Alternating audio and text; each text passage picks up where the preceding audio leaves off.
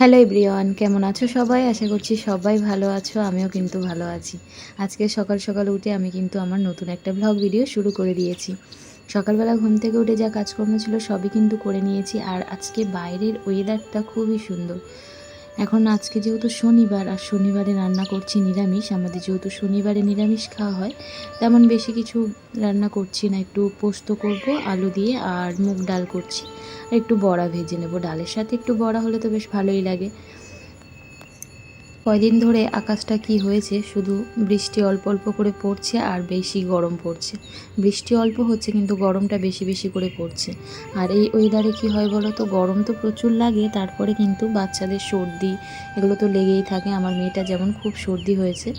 তো যাই হোক, আর এদিকে দেখো আমি ডালটা কিন্তু প্রেসারে বসিয়ে দিচ্ছি। তারপরে কিন্তু আমি যাব বাইরে জামা কাপড়গুলো তুলতে, যেহেতু বৃষ্টি চলে এসেছে হালকা, সেই জন্য। আর পোস্তটাও রেডি করে নিচ্ছি।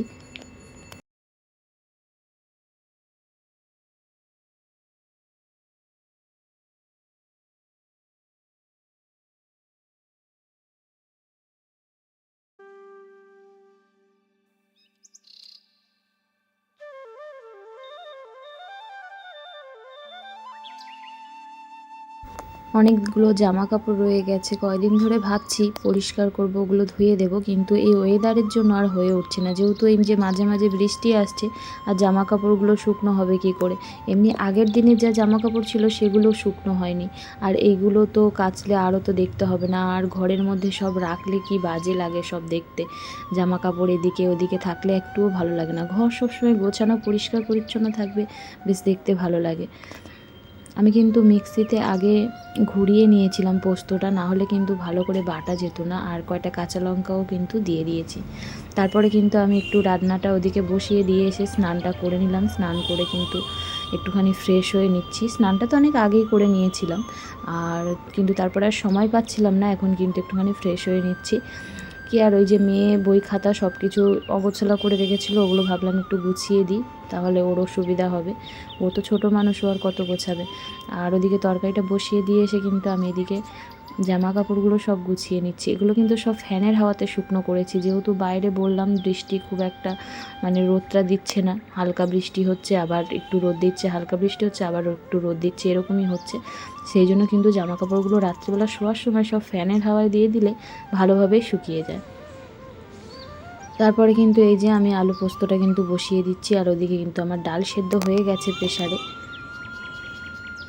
আর এরকম অভ্যাস কার কার আছে জানিও, মানে একটা তরকারি হবে হতে না হতেই আমি এই 14 বার কিন্তু এইগুলো এরকমভাবে ওভেনটা মুছি। আর না হলে না কীরকম নোংরা চেপে যায় আর পরিষ্কার হতে চায় না। আমি কড়াইতে কিন্তু কালো জিরে আর গোটা শুকনো লঙ্কা দিয়ে দিয়েছি, আর তারপরে কিন্তু এই যে আলুটা ভেজে নেব। পোস্ত আর তোমাদের সঙ্গে কি শেয়ার করব। তো যেহেতু ডেলি ব্লগ যেটুকু করছি সেটুকু তো তোমার সঙ্গে শেয়ার করতেই হবে। আর আলু পোস্তটা বেশ আমার মেয়ে খুবই ভালো খায়। কয়দিন ধরে ভাবছিলাম রান্নাঘরটা একটু পরিষ্কার করব, রান্নাঘরটাও অগোছালো হয়ে গেছে। কি বলো তো, প্রতিদিন না পরিষ্কার করলে না এরকমই হয়ে যায়। তাও চেষ্টা করি 2 দিন 3 দিন অন্তর অন্তর একটু পরিষ্কার রাখার, তাহলে কি হয় নিজেরও সুবিধা হয়। আর ক্যামেরার যেহেতু স্ট্যান্ডটাও ভেঙে গেছে না, ঠিকমতো আমি স্ট্যান্ডটায় ক্যামেরাটা বসাতে পারছি না, মানে মোবাইল ফোনটা রাখতে পারছি না আর কি, ভেঙে ভেঙে শুধু পড়ে যাচ্ছে, খুলে খুলে স্লিপ করছে আর কি। এদিকে কিন্তু আমি টমেটো দিয়ে একটু আদা বাটা দিয়ে ডালটা ফোড়ন দিয়ে নিচ্ছি আর কি।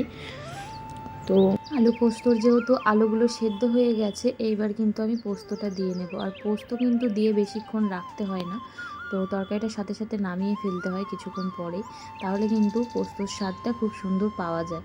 আর যত বেশি ফোটাবে তত কিন্তু টেস্টটা চলে যায়। তারপরে কিন্তু দেখো আমি একটা কাঁচা লঙ্কা দিয়ে দিলাম গোটা, দিয়ে কিন্তু একটু সর্ষের তেল দিয়ে গ্যাসটা অফ করে কিছুক্ষণের জন্য চাপা দিয়ে রেখে দিলাম। তারপরে দেখলে আমার ডালটাও কিন্তু হয়ে গেছে। এদিকেও কিন্তু একটুখানি বেসনের নিরামিষ বড়া করে নিয়েছি।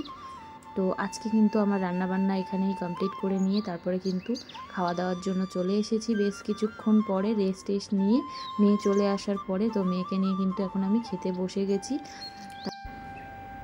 যাই হোক, তো আজকের ভিডিওটা তোমাদের কেমন লাগলো অবশ্যই কিন্তু কমেন্ট করে জানিও। আর কোথাও যদি একটুও ভালো লেগে থাকে অবশ্যই কিন্তু আমার চ্যানেলটা সাবস্ক্রাইব করে দিয়ে আমার পাশে থেকো। অবশ্যই তোমাদের সঙ্গে দেখা হচ্ছে পরের ভিডিওতে। ততক্ষণের জন্য তোমরা সুস্থ থেকো, ভালো থেকো। তো আর চলো আমি ততক্ষণে খেয়ে নিই, তোমরা পুরো ভিডিওটা শেষ করো দেখা।